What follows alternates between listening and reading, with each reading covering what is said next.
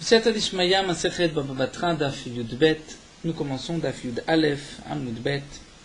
En bas de la page, 5 lignes avant la fin du Hamoud, Amar Mar, la Gemara reprend ce que nous avons vu juste auparavant. La Gemara avait rapporté quelques halachot concernant, donc une braïta concernant 5 chatzerot, 5 cours qui donnaient dans le même maboy. Et nous avons vu Hayasatum Bikesh Lepotro. Dire un homme avait auparavant une porte qui donnait dans ce maboy et il a décidé ou Bikesh Lepotro de l'ouvrir. C'est-à-dire il était auparavant ouvert, il a été fermé et aujourd'hui il veut ouvrir la porte qu'il avait auparavant sur le maboy. A-t-il le droit ou pas? Nous avons vu En bene maboy ma'akvim alav. Les bene maboy, c'est-à-dire ceux qui habitent, ceux qui ont des portes qui donnent vers ce maboy, n'ont pas le droit de l'empêcher de réouvrir sa porte. Étant donné qu'auparavant il avait une porte vers le maboy, même si cette porte a été fermée, il n'a pas perdu ce droit d'avoir une porte vers ce maboy. Nous avons vu qu'on ne peut pas ouvrir une porte vers un autre maboy si auparavant il n'y avait pas de porte ouverte. Amar Rava rajoute et dit le chanou, ce qui a été enseigné dans la Braïta, c'est seulement dans le cas, et là chez le parat cette petsimar, que lorsqu'il avait fermé la porte, il n'avait pas enlevé les poteaux et le linteau de la porte. Donc puisqu'il n'a pas enlevé le poteau, le contour de la porte, c'est la preuve qu'un jour ou l'autre il va réouvrir cette porte. Donc il a gardé ce droit. Aval parat cette petsimar, mais s'il avait enlevé les poteaux, le linteau de la porte, là, dans ce cas-là, il a montré qu'il ne veut plus avoir de porte vers ce maboy, et donc les habitants du maboy peuvent ensuite l'empêcher de réouvrir la porte vers le maboy. Amalé Abaye les Rava, Tanya de Messaï de Abaye dit à Rava, il y a une braïta qui va dans ton sens. Nous allons voir à propos d'une braïta, à propos d'un autre din, mais on voit aussi cette différence entre parat et petzima. Bait satum yeshlo arba amot. Comme nous l'avons vu auparavant, que toute porte qui donne dans une cour, pour cette porte, on doit donner 4 amot dans la largeur de la cour, sur la longueur de la porte, sur la largeur de la porte. Ça dépend, comme nous avons vu, largeur, longueur, en fonction de la cour, de la largeur de la cour, mais c'est vrai, dans la porte aussi n'est large que, on va dire, de 2 amot, on lui donnera 4 amot sur 2 amot. Lorsque la porte est fermée, Baït Satoum, il avait une porte vers ce Khatser, elle a été fermée, Yeshlo Arba Amot, il a malgré tout droit à ces Arba Amot, au cas où demain, il voudrait réouvrir sa porte. Et donc, comme nous l'avons vu, il a le droit à ces Arba Amot pour pouvoir amener son âne jusque sa porte et ainsi décharger sa marchandise ou charger son âne. Mais par cette Petsima, Venlo Arba Amot, lorsqu'il a enlevé les poteaux, le linteau, le contour de la porte, là, dans ce cas-là, il n'a plus droit à Arba Amot. On saute la parenthèse et on continue. Baït Satoum, une maison fermée. Une maison fermée, c'est-à-dire la porte a été fermée et il y a un mort à l'intérieur. Enometame kol sevivav. Cette maison ne va pas rendre impur tout son alentour. Mais parat cette petsimav, si on a enlevé les contours de la porte, metame kol sevivav, à ce moment-là, cette maison, lorsqu'il y a un mort à l'intérieur, va rendre impur tous les arba amot autour de la maison, comme Rachid explique, étant donné que à ce moment-là, la maison a le statut d'une tombe, et les chachamim ont rendu impur arba amot tout autour de la tombe, pour ne pas que celui qui est au seteharot, c'est-à-dire qui touche des aliments purs, s'approche de cette tombe et risque ensuite même de mettre un bras ou de se pencher au-dessus de la tombe et de devenir impur. Donc les Khamim ont mis une limite de Arba Amot tout autour. De même la maison. Lorsque cette maison n'a pas de porte et on a enlevé aussi les contours de la porte, la maison est considérée comme une tombe s'il y a un mort à l'intérieur et donc Arba Amot tout autour est impur.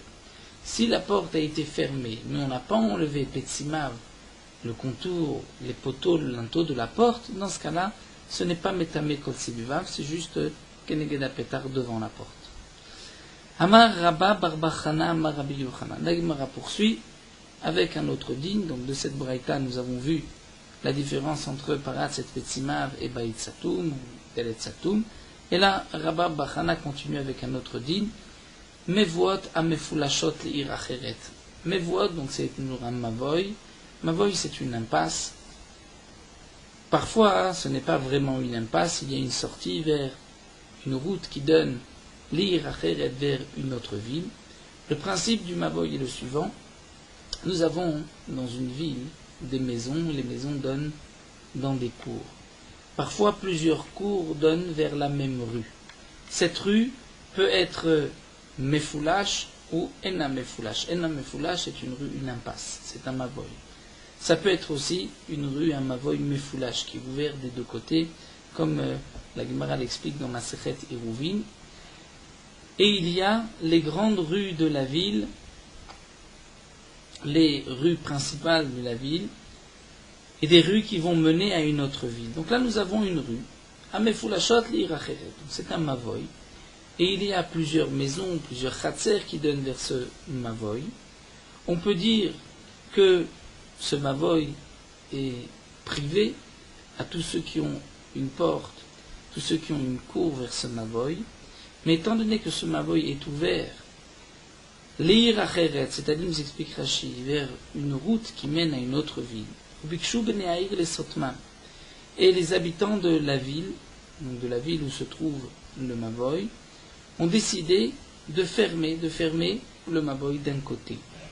Bien, Bene Otaïr Makvim Alem, les habitants de Otaïr, c'est-à-dire de l'autre ville, de la ville vers laquelle ce mavoy mène, comme nous l'avons vu, puisque c'est ouvert vers un chemin d'une autre ville, mais les habitants de l'autre ville, Makvim Alem, peuvent empêcher les habitants de cette ville de fermer leur mavoy. Pourquoi? Parce qu'ils vont leur dire, nous avons pris l'habitude de prendre ce raccourci. Lorsque nous venons de notre ville vers votre ville, nous avons l'habitude de passer par ce mavoy, donc vous n'allez pas le fermer et nous obliger ainsi à contourner, à aller plus loin. Et la Gemara nous dit, l'homme vaillé qu'il est kadar kachine, donc pas seulement s'il n'y a pas d'autre chemin, où là c'est évident de me'akve, les habitants de l'autre ville peuvent empêcher les habitants de cette ville de fermer, et la philo qui est kadar kachine, mais même s'il y a un autre chemin, malgré tout, ils peuvent leur dire non, vous ne fermez pas. Pourquoi Mishum de Rav Yuda Marav? Parce que nous avons cet enseignement de Rav Yuda au nom de Rav de Amar, Metzer Shirzik ou Rabim Asur le Kalkelo, un chemin où le public, Rabim, a pris l'habitude de passer, de traverser, nous n'avons pas le droit, les Kalkelo, de l'abîmer, de le fermer. C'est un digne particulier du Metzer Shirzik ou Rabim.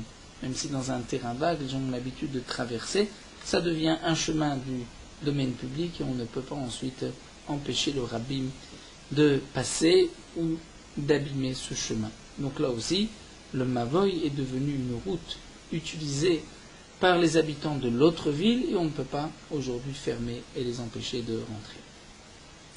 La Gemara continue, on saute aussi la parenthèse. Amar Rav Anan Amar Shmuel. Rav Anan dit au nom de Shmuel, Mevuot Amefulashim Lirshut Arabim. Un mavoy, donc c'est une rue qui est ouverte, Lirshut Arabim, vers le domaine public. Et les Bnei Mevuot, ceux qui ont une porte, une cour vers cette rue, vers ce mavoy, décident ont l'intention de mettre une porte pour fermer ce mavoy, pour le rendre un peu plus privé. Eh bien, Bnei Reshut Arabim me'akvim alehem. Les Bnei Reshut Arabim, les passants dans le Reshut Arabim, c'est-à-dire dans la rue principale de la ville, vont les empêcher de mettre des portes à ces petites rues. Savour miné. La Gemara nous dit, on pensait au début que cet enseignement de Ravanan ou de Shmuel était seulement un émilé be'arba amot. C'est-à-dire dans les arba amot, dans les 4 coudées, environ 2 mètres du domaine public. Et pour quelle raison? Qu'est Rabbi Zira Marav Nachman. Comme cet enseignement de Rabbi Zira ou de Rav Nachman, d'Amar Rabbi Zira Marav Nachman, Rabbi Zira de Rav Nachman, arba amot asmurot Reshut Arabim Kirshut Arabim Damien. Que les Arba Amot, c'est-à-dire que les proches du domaine public, ont le même statut que le domaine public. Rachid nous rapporte par rapport au dinim de Touma, où nous savons que lorsque nous avons un doute, ça fait que Touma Birshut Arabim dans le domaine public, ça fait Kot Tahor. Alors que ça fait que Touma Birshut Hayachid, lorsqu'il y a un doute de Touma dans un domaine privé, Sfekot tamé, le safek est tamé, on l'apprend du din de la sota. Donc, dans notre cas, nous dit la Gemara, puisque nous avons vu que Rav Nachman a dit au nom de Rabbi Zira que les Arba Amot proches du domaine public par rapport à la Touma ont le même statut que le domaine public, et donc ça fait que Touma Birshut Rabim, Sfeko, Tahor. Donc j'aurais pu croire que les passants du Reshut Arabim, les habitants de la ville, peuvent empêcher les Bnei Amavoy de mettre des portes seulement pour ces Arba Amot, puisque ces Arba Amot appartiennent, si on peut dire, au domaine public. Bien la Gemara reprend et dit Velohi. Non, ce n'est pas ainsi. Hatam l'Inyan Tum'a. Là-bas, les Arba Amot, c'est seulement par rapport au din de Tum'a. Est-ce que c'est considéré comme un endroit caché, privé ou pas? Et donc c'est pour cela qu'on fait une différence entre Arba Amot ou plus, Avalacha. Ici, la raison pour laquelle Ravanan a dit au nom de Shmuel que les habitants de la ville, ceux qui passent par cette rue, peuvent empêcher les Bnei Mivot de mettre des portes, c'est pour une autre raison. Puisque parfois, il y a beaucoup de monde sur la rue principale, sur le Reshut Arabim, donc les gens ont l'habitude même de rentrer dans ces petites rues et vont rentrer même plus que ces Arba Amot. Donc c'est pour cela qu'ils peuvent empêcher de mettre des portes, puisque si se trouvent des portes à l'entrée de ces Mevuot, lorsqu'il y a beaucoup de monde dans le domaine public, on ne pourra pas rentrer dans ces rues, et c'est un droit que les Bnei Arabim ont de pouvoir même rentrer dans ces rues lorsqu'il y a beaucoup de monde dans le domaine public. On continue ce que nous avons vu dans la Mishnah concernant le partage d'un champ. Velo et Asadeh. Achieba Tisha Kabim Lazé, Tisha Kabim Lazé, dans ce que nous avons vu dans la Mishnah, le principe de Yesh Badin Chaluka. On ne peut partager une maison, un champ, toute chose que lorsqu'il y a suffisamment pour l'un et suffisamment pour l'autre. Et la Mishnah nous a rapporté une marloquette. Est-ce que c'est 9 cabines pour l'un, 9 cabines pour l'autre? Ou d'après Rabbi Yehuda, 9 demi-cabines pour l'un, 9 demi-cabines pour l'autre, c'est-à-dire que d'après Rabbi Yehuda, c'est 4 cabines et demie pour chacun. La Gemara dit Velopligim, il n'y a pas de marloquette. Markiatri ou markiatri, tout dépend. La ville de Tanakama ou la ville de Rabbi Yehuda. Pour la ville de Tanakama, il faut 9 cabines pour chacun. Pour la ville de Rabbi Yehuda, 4 cabines et demie sont suffisantes. Tosfot nous explique pourquoi au nom du Rivam, de Ribar Mordechai, parce que dans la ville de Rabbi Yehuda, le terrain était fertile, était important, et donc on se fatiguait pour un terrain qui ne faisait en vérité que 9 demi-cabines. Mais dans la ville de Tanakama, le terrain n'était pas aussi bon, et donc on ne se fatiguait pas pour moins de Tisha cabines. Donc pour partager un champ, il fallait Tisha, cabine pour chacun d'après Tanakama. La Gemara continue de Babel Maï. À Babel, quel est le din? Combien doit-on avoir pour chacun pour qu'on puisse considérer le terrain comme ayant un din chaluka et que l'un puisse obliger l'autre à partager? La Gemara nous rapporte Amar Rav Yosef. Beradu Yama. Rav Yosef nous dit c'est un terrain sur lequel on peut passer une journée pour labourer le terrain. Alors la Gemara va s'étonner, Maï Beradou Yama. Que signifie Beradou Yama? On va passer une journée à labourer le terrain. Donc c'est vrai que s'il n'y a pas pour un jour de labour, on ne va pas engager des ouvriers, louer une charrue pour moins d'un jour. Donc pour qu'il y ait din chaluka, c'est un jour pour chacun. Seulement, Gemara soulève ici un problème. C'est que nous avons Yoma Zara et Yoma Krava. C'est-à-dire que à 2 périodes dans l'année, on va labourer le champ. Une première période où on prépare la terre, on va labourer le champ. C'est ce qu'on va appeler le Sha'at Anir, le moment où on va faire tenir ses sillons. Et nous avons ensuite le Sha'at Azera, le moment où on va Zera, où on va semer. Et avant de semer, on va encore une fois labourer. Il est évident qu'au moment Sha'at Anir, on passera plus de temps à labourer la terre, puisque la terre est dure, il faut la préparer. Et ensuite, le Sha'at Azera, étant donné que la terre a déjà été labourée auparavant, le travail est plus rapide. Et donc la Gemara demande, nous avons ici un problème, Maï Beradou Yuma, que signifie un jour de labour? I Yoma Zara, si c'est un jour de Zara, au moment où on va semer la terre, on va labourer, c'est-à-dire le temps de labourer un jour. Mais à ce moment-là, Treyoma Krava lo avait. Un même terrain qui nous demande un jour pour labourer ce terrain au moment où on va semer, il faut penser qu'auparavant, on l'a déjà labouré. Mais si c'est un jour de travail à ce moment-là, Treyoma Krava lo avait, nous dit la Gemara, au moment du Sha'atani où on laboure les champs, il n'y a pas pour 2 jours de travail. Donc on ne peut pas partager un champ, sinon comment va-t-il faire pour le moment de Krava lorsqu'il va donc devoir labourer le champ, puisqu'il n'a pas 2 jours de travail, 1 jour et demi, 1 jour 3/4. Ce n'est pas facile, c'est-à-dire pour celui qui engage, il va perdre de l'argent, donc on devrait considérer qu'il n'y a pas de din chaluka.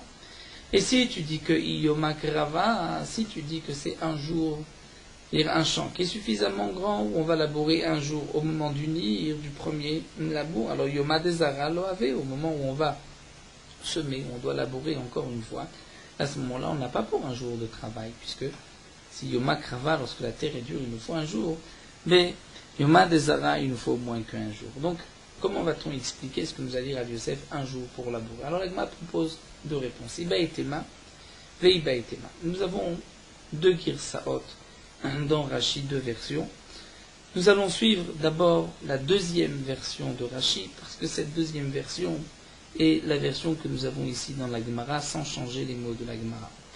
On va dire ainsi, Iba et Tema Yoma de Krava, de Kari Vetane. Je peux te répondre que lorsqu'Abrav Yosef a dit un jour on va labourer le champ, c'est un jour on va labourer le champ au moment du nir, au moment où on prépare la terre la première fois. La question était, mais au moment où on va semer, il n'y a pas suffisamment pour un jour. Alors l'Agma va répondre, des caries vétamées. C'est-à-dire qu'au moment où on va semer, avant de semer, on va labourer 2 fois. Et donc labourer 2 fois, là on aura le temps, donc, et on passera toute la journée. Donc il y a aussi un jour à ce moment-là, et c'est donc dans le cas où il y a din chaluka pour chacun, Yoma de Krava, lorsque on va ensuite, au moment du Zera, labourer 2 fois, donc nous avons un jour pour chacun. Veiba et Tema, où je peux encore te dire qu'il s'agit de Yoma de Zara, c'est-à-dire le jour où on va semer un jour de travail. La question était, mais à ce moment-là, il n'y a pas 2 jours de travail au moment de Sha'atanir où on va commencer à labourer. Alors la Gemara répond, ce n'est pas une question, parce qu'on parle Behadoré. C'est-à-dire Behadoré, Rashi m'avait expliqué plus haut, c'est une terre qui est dure, il y a des hauts et des bas, des montées, des monticules, des montées et des descentes. Donc il y a du travail, et donc puisque il y a beaucoup de travail au moment du nir, on va passer quand même 2 jours de krava, donc même si ce n'est qu'un jour de zera, il y aura 2 jours de travail au moment du sha'atanir.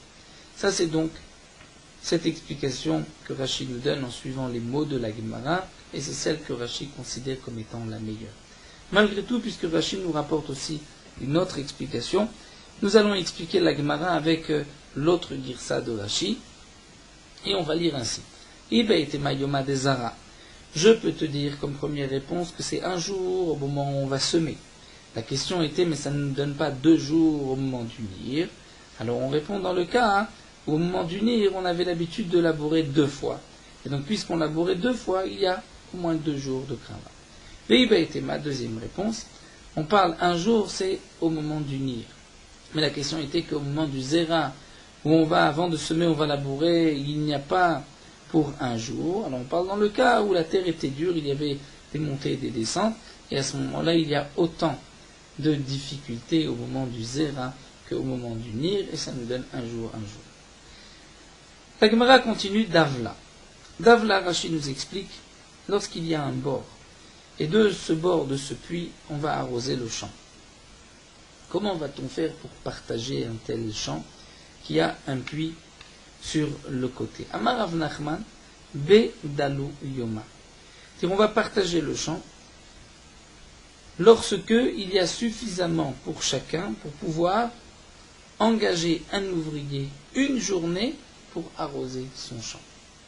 Donc si le champ est suffisamment grand, qu'on peut engager un ouvrier toute la journée, puisque lorsqu'on engage un ouvrier c'est pour toute la journée, Donc si on peut l'engager toute la journée pour arroser le champ, ça s'appelle Kedei Chaluka pour l'un, Kedei Chaluka pour l'autre. Par dessin, si c'est un endroit, un terrain où sont plantées des vignes, Amar Avoua de Shmuel Bat Shlosha Kabin, le père de Shmuel dit Bat Shlosha Kabin, il faut que ce soit un terrain qui peut nous donner 3 cabines, peut semer 3 cabines, et Rachid nous explique, c'est en fonction de ce fameux compte de Sataim dans le Chatzer à Mishkan, dire la cour du Mishkan était de 100 amot sur 50 amot, et on pouvait semer Sataim 2 CA. Donc chaque CA c'est 6 cabines, donc là nous avons été un quart, Shalosh cabines qui nous donne un quart du Chatzer à Mishkan. Tanana Meachi, l'Agma nous rapporte aussi une braïta, Oma lechavero, manat bekeren ani mocher lecha. Un homme qui dit à son prochain, je vais te donner, je te vends une partie de mon kérem de ma vie, Sumchus Omer lo ifrot mishalosh kabin. Sumchus dit pas moins de 3 cabines. 3 cabines, c'est un shiur convenable. Amar Rabbi Yossé, Anelou la divrei neviut, Rabbi Yossé n'est pas d'accord et dit ce shiur que nous donne ici Sumchus, c'est simplement de la prophétie. On ne comprend pas pourquoi 3 cabines. Il n'y a pas de raison à ces 3 cabines, c'est de la prophétie.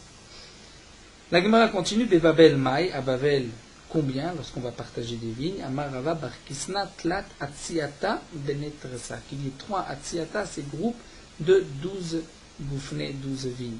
Donc 3 Atsiata groupe, Benetresa boufnets, que chaque groupe de vignes soit de 12 vignes. Kechi de Rafik Gavra Beyoma. Afin qu'un homme puisse travailler, creuser tout autour, labourer tout autour de ces vignes pendant toute une journée. Donc il faut à chaque fois le travail d'une journée.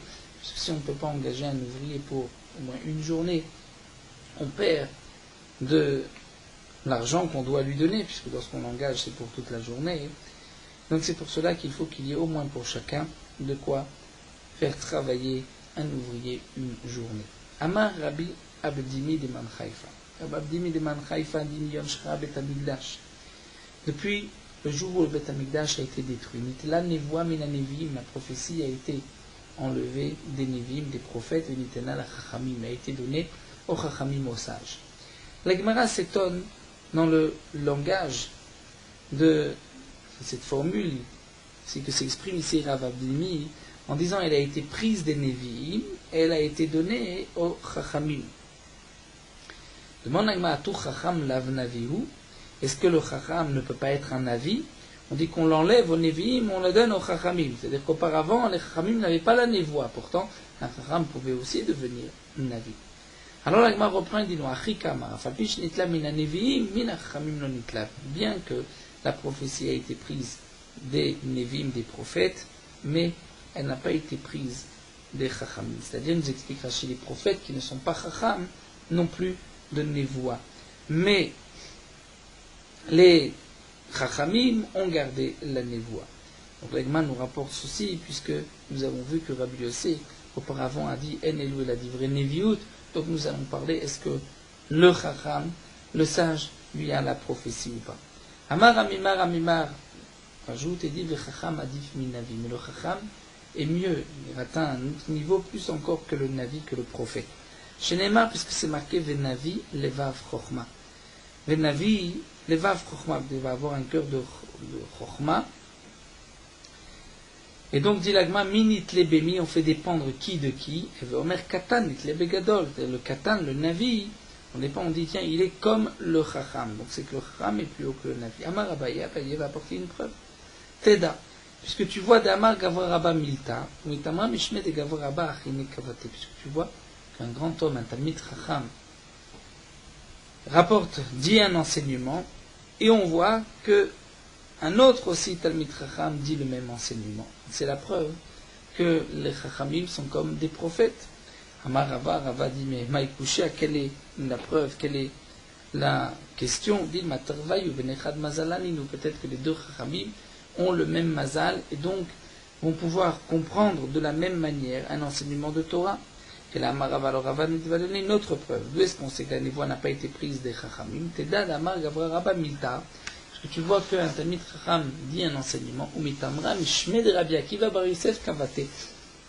Et on rapporte au nom de Rabbi Akiva Bar Yosef aussi le même enseignement. Et c'est sûr que ce Talmid Chacham n'est pas du même mazal, n'est pas aussi grand que Rabbi Akiva.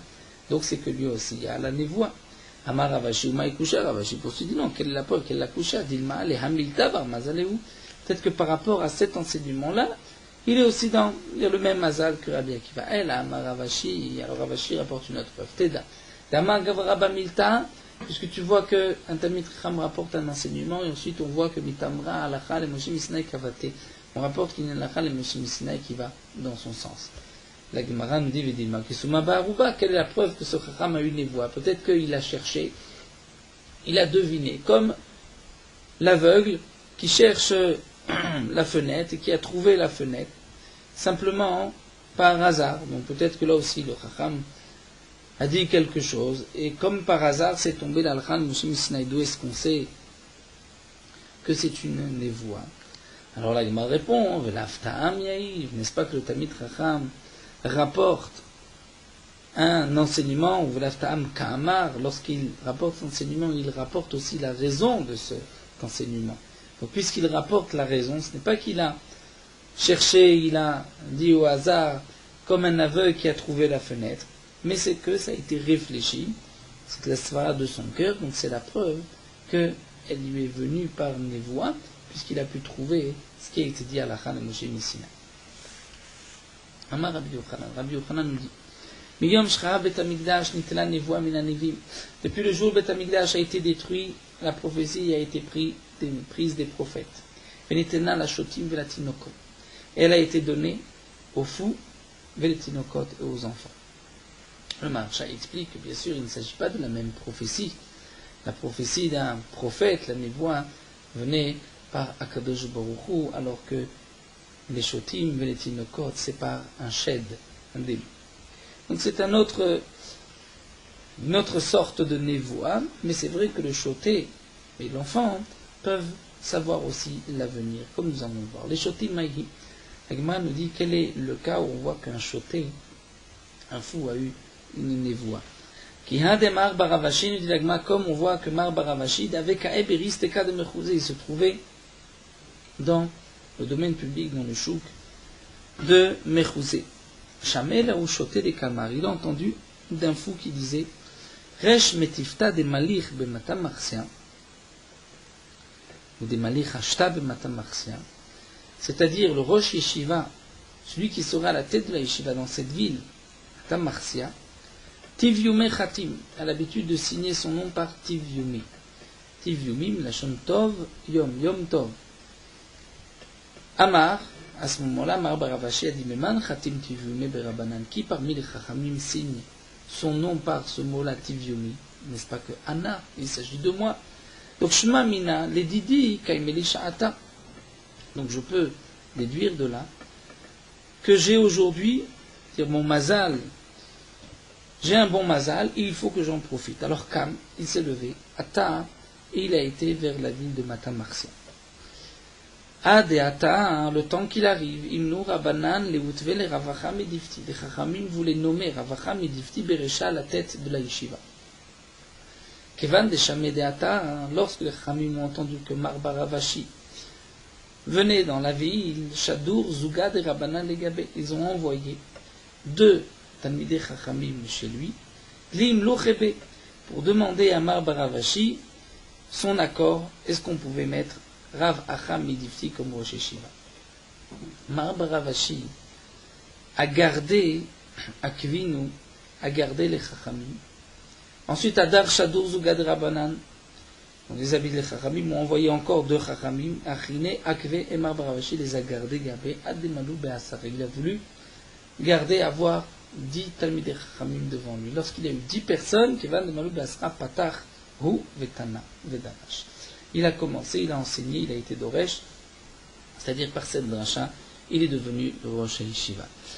Les filles Shen Potrim Bekala Pachot Masara, parce qu'on ne commence pas un shiur, Bekala, c'est-à-dire lorsqu'il s'agit de Chachamim qui se regroupent, on pourrait être Rosh Yeshiva, s'il y a moins de 10 personnes. Donc Mar Baravashi, parce qu'il avait entendu cette névoie de ce fou, s'est mis en avant et donc il est devenu Rosh Yeshiva. Kere Ravacha, Nafshe, à ce moment-là, Ravacha a proclamé sur lui-même et a dit ce qu'on enseigne, celui à qui on a fait du mal, ce n'est pas rapidement qu'on lui fera du bien.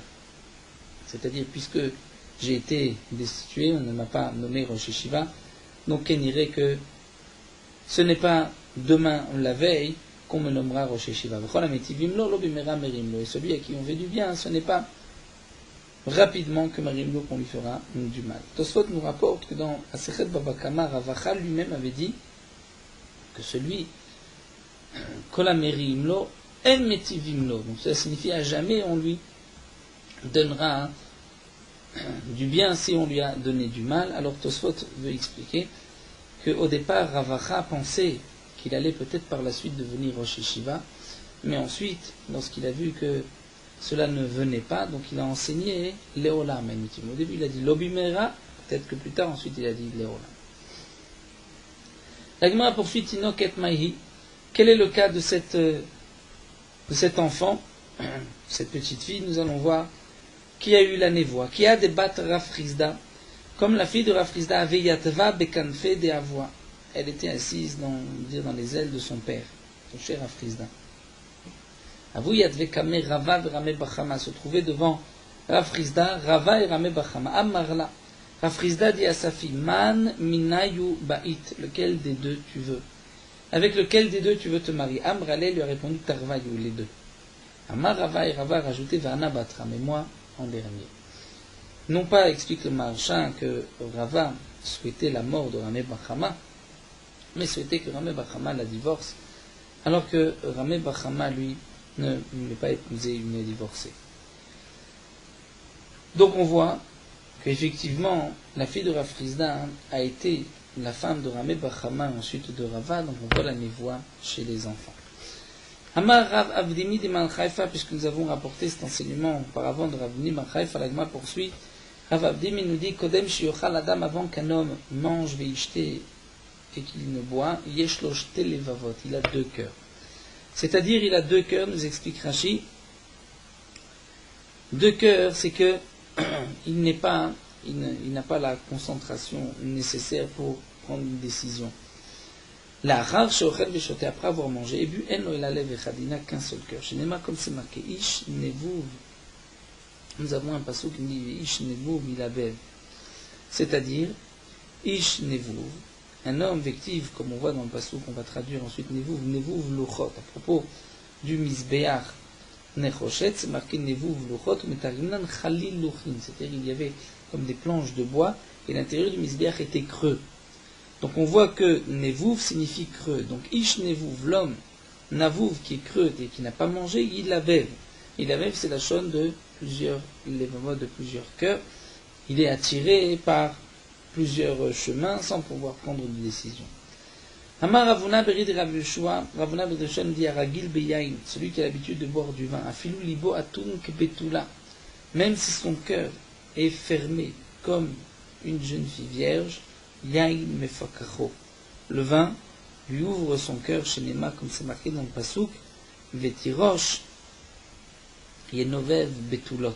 C'est que le tirosh va ouvrir, la shon navou, c'est-à-dire va ouvrir le cœur comme Betulot, c'est-à-dire comme le cœur qui était fermé comme une Betula, comme une vierge.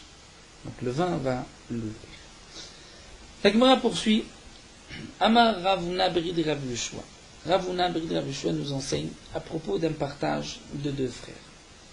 Pshita, sur ce point-là, c'est évident que Chelek Bechor et Chelek Pashut Yavinale Achad Metzra. Nous avons déjà vu le dina de Bar Matzra, c'est-à-dire que lorsqu'un homme vend un terrain, il y a une priorité pour ceux qui sont voisins, à eux d'acheter le terrain en premier. Et même dans le cas où un étranger a acheté le terrain, il se doit de le vendre à un des voisins et de récupérer son argent. Lorsque on va partager l'héritage du père à deux de ses enfants, il y a un premier-né, le premier-né va prendre une double part. Lorsqu'il prend donc une double part, il va prendre plus que son frère, est-ce que les deux parts que va prendre le Bechor, a-t-il le droit de les prendre, donc deux terrains l'un à côté de l'autre, ou qu'il n'y a pas de digne particulier, on ne lui donnera pas de priorité. Pour ça, nous dit l'agma pshit assez évident. Chelek Bechor, la part du Bechor, le Chelek Pashut, la part qu'il a parce que c'est un frère comme son frère, et Avinan Lachad Metzra, on lui donnera sur la même limite, les mêmes frontières, puisque ceci est considéré comme une seule part. Mais Yabam Mai, la question qui se pose, c'est lorsque un homme accomplit le yiboum avec la femme de son frère, où le din est qu'il prendra l'héritage de son frère. Et donc il prend deux parts, sa part à lui et la part de son frère. Quel est le din dans ce cas-là? Est-ce qu'il pourra dire donnez-moi les deux parts au même endroit, donc deux terrains qui se collent afin que je puisse avoir un grand terrain, ou on dira que non, il ne pourra pas exiger une telle chose, sauf si il est prêt à rajouter, à donner un peu d'argent. Amar Abaye, Abaye dit hihi, le din est le même, le Yabam a le même statut que le premier-né, Maïtama Bechor, Rachmana, puisque la Torah dit, l'a appelé Bechor, comme nous allons voir le passage qui est rapporté juste après. Rava Amar, Rava nous dit non. Amar, puisque la Torah dit Vaya Bechor, c'est le passage qui nous dit, lorsqu'un homme accomplit la mitzvah du Yiboum, le premier-né à Bechor, Asher Teled, prendra le nom de son frère. Donc on va dire que le pasouk qui enseigne Vaya Bechor, nous dit Rava, Haveyato ke Bechor, ven chalukato ke Bechor. C'est-à-dire, à Bechor Asher Teled, explique Rashi, c'est indigne que le Yabam, la mitzvah, et que le Bechor, le plus grand des frères, accomplisse la mitzvah du Yiboum.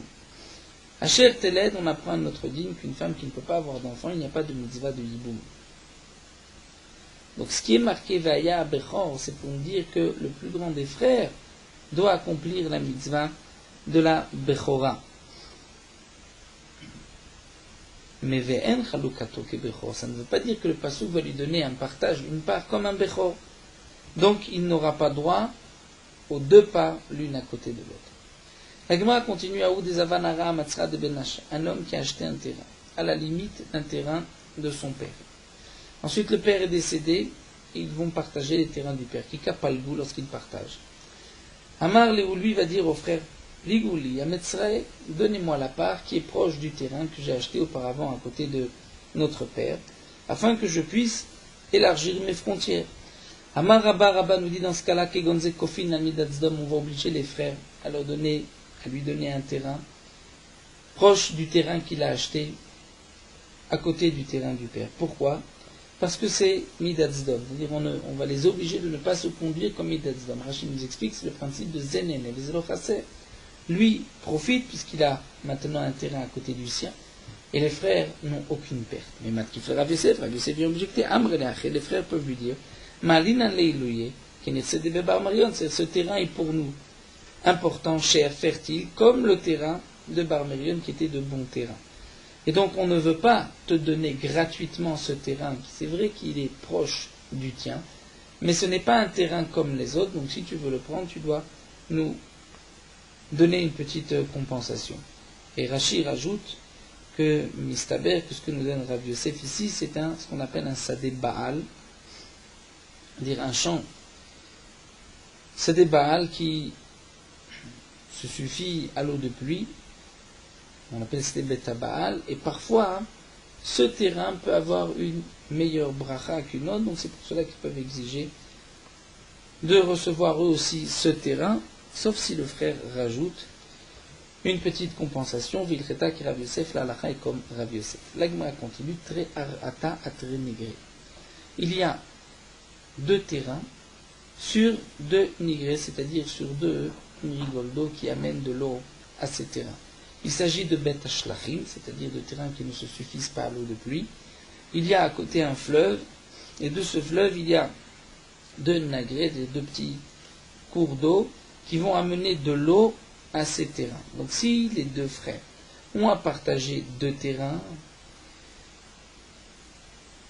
et l'un des frères avait acheté auparavant un terrain à côté d'un de ces deux terrains, et il veut recevoir le terrain qui est proche du sien, Amar Rabba nous dit que dans un cas pareil, on obligera le frère à partager, à lui donner ce terrain-là, et de ne pas se conduire Midazdom, étant donné que le deuxième terrain a aussi une petite rigole d'eau, un cours d'eau pour arroser le terrain. Donc il ne perd rien à laisser, on va dire, le terrain de droite à son frère. Matkif le Rav Yosef, mais Rav Yosef objecte, Simlin Dahaï Midvil, Vailo Midvil.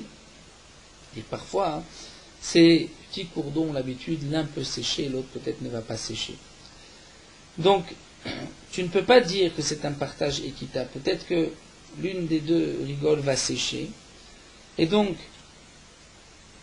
l'un aura un terrain avec de l'eau et l'autre n'en aura pas. Donc il vaut mieux, comme nous dit Rashi, donc le frère qui veut garder les deux terrains, c'est-à-dire une part des deux terrains, va lui dire, tu sais, on va partager chaque terrain en deux, ou alors tu me donnes une compensation, mais tu ne peux pas exiger de prendre ce terrain qui est proche du tien, parce que nous ne savons pas demain, peut-être que c'est juste ce cours d'eau qui restera du terrain. Vilcheta qui Rav Yosef, et sur ce point-là, l'entrée comme Rav Yosef. L'agma continue. Tarte achad nigra. S'il y a deux terrains qui sont sur la même rigole d'eau, dans ce cas-là, Rav Yosef, qui gonze kofin amidatzdo. Dans ce cas-là, on oblige, car s'il y a deux terrains, à gauche et à droite, on me dirait un des frères avait acheté un terrain à côté de celui de droite, donc il pourrait exiger de recevoir le terrain de droite, étant donné que si cette nigra, cette rigole d'eau sèche, elle a séché pour les deux. La Gemara continue, Matkifla Abaye, mais Abaye vient objecter et vient lui dire Matse Amar. Peut-être que celui qui va prendre le terrain de gauche peut lui dire au contraire, Baïnada Ficharise, moi je préfère prendre le terrain du milieu. C'est vrai que toi tu as un terrain à côté de celui de droite, mais tu gardes ton terrain, moi je prends le terrain de droite, et le terrain de gauche c'est toi qui le prends. Et ainsi, tu seras obligé de mettre deux métayers, un pour le terrain que tu avais auparavant et pour celui-ci, et moi mon terrain sera protégé par tes deux métayers. Donc pourquoi suis-je obligé de te donner le terrain de droite? La Gemara nous dit, Vilcheta qui Rav Yosef, comme Rav Yosef, puisque Afouché lave miltaï, de dire, je préfère qu'il y ait plus de métayers, ce n'est pas une tana. Et la Gemara termine avec un dernier cas, Chad Gisa Nagra, Vechad Gisa Nahara. Dans le cas où il y a d'un côté une petite rigole d'eau et de l'autre côté il y a un fleuve. Et Rashi nous explique, c'est le dessin que nous avons ici dans Rashi. Nous allons voir d'abord les 4 points cardinaux, Tsafon à gauche, Darom à droite, Mizrach en haut et Maharav en bas. Donc il y a au nord, Tsafon, sur toute la longueur, Nagra, une rigole d'eau.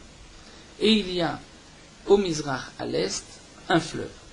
Il est évident que le fleuve ne va pas sécher comme le Nigra qui peut sécher. Comment va-t-on partager dans ce cas-là? Il y a là deux terrains, deux frères vont se partager. Si on partage du nord vers le sud, on va faire un trait du nord vers le sud. Ce n'est pas équitable, puisque celui qui prendra le terrain du haut aura un terrain avec un fleuve. Et ce fleuve, lui, ne va pas sécher, alors que celui qui prendra le terrain du bas n'aura qu'un petit bout de naga de cette rigole. Si on partage du haut vers le bas, c'est-à-dire de l'est vers l'ouest, là aussi nous avons un problème, puisque l'un va avoir toute la nigra et une partie du nahar, alors que l'autre ne va avoir que un bout de nahar, de fleuve en haut. Donc dans ce cas-là, pour que ce soit équitable, on va partager Bekar Nazol, c'est-à-dire en diagonale, comme les traits que nous avons dans ce dessin. On remarquera que nous avons Resh et Shin, Resh et Shin, Resh et Shin, Resh c'est Reuven, Shin c'est Shimon, et donc chacun prendra de cette manière un terrain. Donc personne n'aura deux terrains l'un à côté de l'autre, mais de cette manière, nous sommes sûrs que le partage sera équitable, puisque chaque terrain est éloigné l'un de l'autre. On ne peut pas dire que l'un a été plus avantagé que l'autre dans ce cas-là, puisque chacun aura un bout de terrain proche du Nagra, un bout de terrain proche du Nahar, et un bout de terrain éloigné du Nahar, l'autre éloigné du Nagra, ainsi de suite. Donc de cette manière, c'est le partage équitable. Nous nous arrêtons là, Velo et Atraklin, nous reprendrons la suite de la Gemara. Nous poursuivons avec Morot Halacha Daf Yud Bet, le Shabbat et le Yom Tov. Un homme a le droit de prendre sur lui Shabbat, de faire rentrer Shabbat plus tôt, ainsi que Yom Tov, exemple en été, et de donc prier la tefila de Harvit après le plag à Mincha, de faire Kiddush, et ainsi il aura accompli la mitzvah de Seudat Shabbat et Seudat Chag. Mais le premier soir de Sukkot, on ne pourra pas manger avant la nuit, puisque la mitzvah c'est de manger le soir. C'est comme à Pessah, le soir du Seder, on devra attendre la tombée de la nuit. Comme c'est marqué dans le Passouk à propos de Pessah, Ba'erev tochlu matzot, c'est que le soir qu'on mangera. Donc lorsqu'il fait nuit, après la sortie des étoiles, donc de même pour Sukkot. Donc bien que chaque Shabbat on peut manger avant la tombée de la nuit, mais Sukkot et Pessah on devra attendre la tombée de la nuit. De même que le premier soir de Pessah, le soir du Seder, il faut manger Kazait Matzah avant Chatzot, la moitié de la nuit, donc de même, pour le premier soir de Sukkot, il faudra manger avant Chatzot. Bidi Avad, si on n'a pas mangé avant Chatzot, on mangera après Chatzot, mais on ne dira pas la bénédiction les chefs Basuka, sauf si on mange plus que Kabetza comme les autres jours. Le premier kazaït de pain, que l'on mange le soir premier soir de Yom Tov, de Sukkot, il faut le manger avec appétit. Et donc, pour cela, un homme devra faire attention avant Sukkot de ne pas manger beaucoup dans la journée de l'après-midi, afin que le soir, il puisse manger avec appétit. Donc à partir de 9 heures zmaniot du début du jour, dans les calendriers, mais ça peut être entre 3 heures, 3-4 heures de l'après-midi, il faut faire attention de ne pas fixer un repas, sinon on risque de ne pas manger la matzah l'été avon. Donc en hiver, parfois c'est même 2 heures de l'après-midi. À la 9e heure, c'est, si Chatzot est à 11h30 et la tombée de la nuit à 6h30, donc on va prendre, c'est plus simple, à 5h30. Chatzot est à 11h30, la tombée de la nuit à 5h30, et que l'après-midi est de 6h. L'après-midi est de 6h, donc lorsque sont passées 3 heures au début de la 10e heure, c'est donc à 2h30 que l'on ne peut plus manger, pour pouvoir manger avec appétit le soir.